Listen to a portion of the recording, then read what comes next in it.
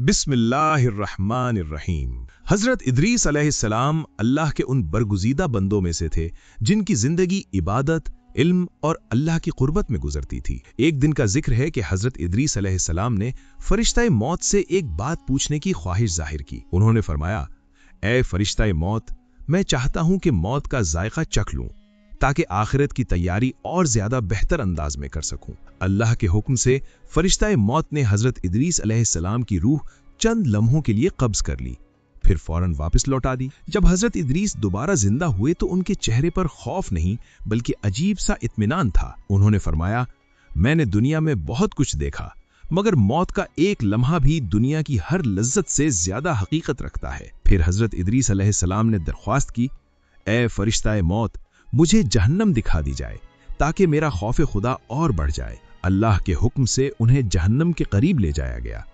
इस हौलनाक मंजर को देखकर हजरत इदरीस पर लर्जा तारी हो गया, आंखों से आंसू बहने लगे और दिल मजीद आजिजी से भर गया। इसके बाद उन्होंने कहा, अब मुझे जन्नत दिखा दी जाए ताकि अल्लाह की रहमत पर मेरा यकीन कामिल हो जाए। जब जन्नत के दरवाजे खोले गए और हजरत इदरीस ने उसकी नेमतें देखीं तो उनकी जुबान से बेख्तियार निकला, ए अल्लाह, अगर यही तेरा इनाम है तो तेरी इताअत के लिए तो हर कुर्बानी कम है। रिवायात के मुताबिक जब वो जन्नत में दाखिल हुए तो वहां से निकलने का जिक्र आया तो हजरत इदरीस ने अर्ज किया, मैं तो मौत चख चुका, जहन्नम देख चुका, अब जन्नत में दाखिल हो गया हूं। अल्लाह का वादा है कि जो जन्नत में दाखिल हो वो वहां से नहीं निकाला जाएगा। अल्लाह ताला ने उनकी बात को पसंद फरमाया और उन्हें बुलंद मुकाम अता फरमा दिया।